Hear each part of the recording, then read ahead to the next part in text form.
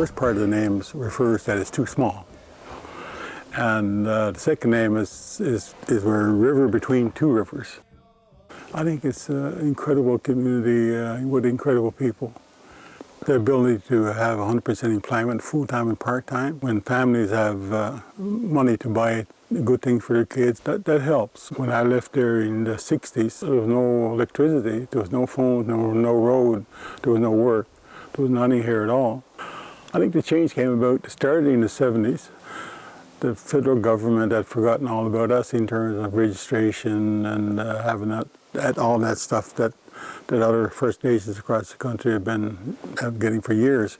In 1983, and not back to 70s and 83, when I became the chief here, was only one way to fight, and go in and fight any way you can to get them to listen. And one of those was to put a padlock on the minister's door from the inside and get thrown in jail for a little while and told to go home and be good Indians. Of course, we didn't do that, but we decided that we were going to stay and fight, and we did, and we eventually got what we were looking for. It's nearly 50 years. You know, this was 1973 to 1980s, late 1980s.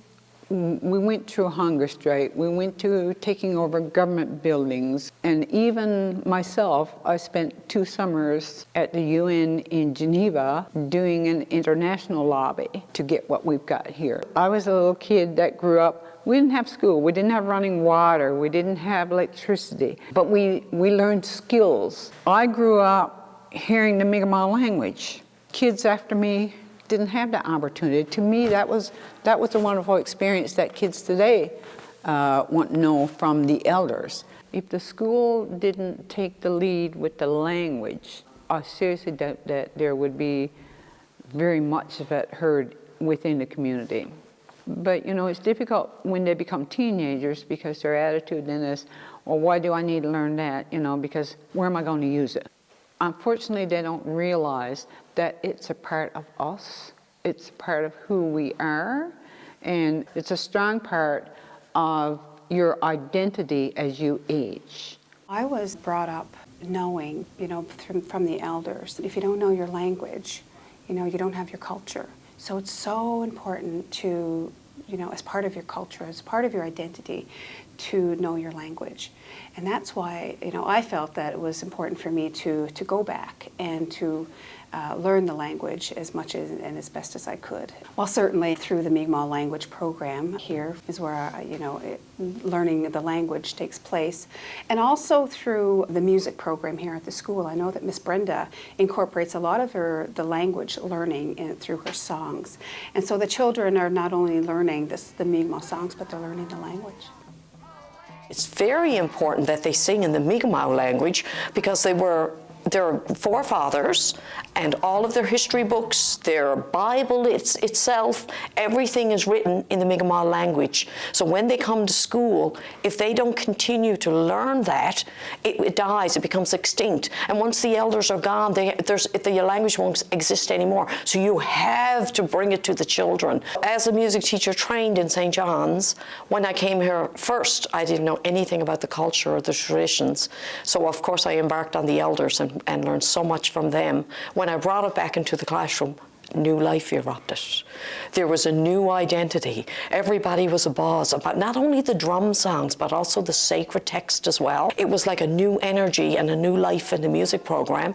And then it became popular outside the reserve, and people wanted to learn this culture that was always here, but they have never heard it through music. Totally different scenario from any other place in any isolated settlement, because we had somebody here last week from Manitoba, and they said they walked into the school and the first thing they heard was humming. I said, physical humming?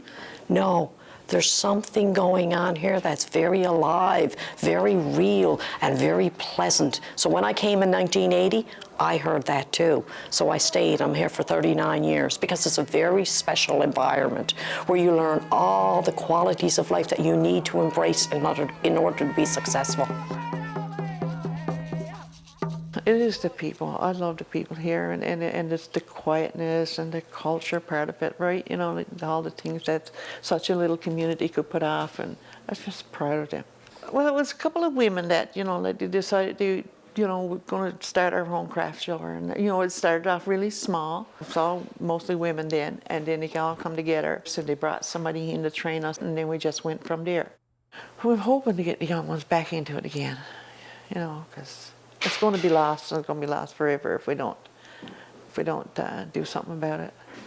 I offer up my service to anybody here if they want to know something or want me to help them at something, because I got no problem with that. I love living in Conner River. It's a great place. There's so much freedom. Everybody knows everyone, and it's amazing to be connected as a community like that. One of the challenges that we still face as a community is racism. And even when I go away on sports tournaments, there's still racism. Like, mostly the fellow high schoolers are extremely racist, and it's still a problem even in this day and age. And everybody needs to help and fix that. Not just this community, not just the ones around us. All of us as a whole have to try and fix it.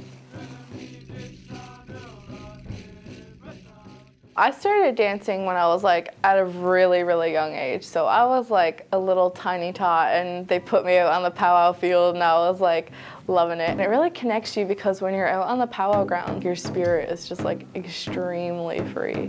Whenever I go away, I'm like, oh, I can't wait to get out of here. Like, can't wait to go somewhere. And when I leave, it's like, oh my God, like I really miss being home. Our community is so beautiful, like it's just amazing. The people here are really great, and I really like how the community really comes together as one. It's just good.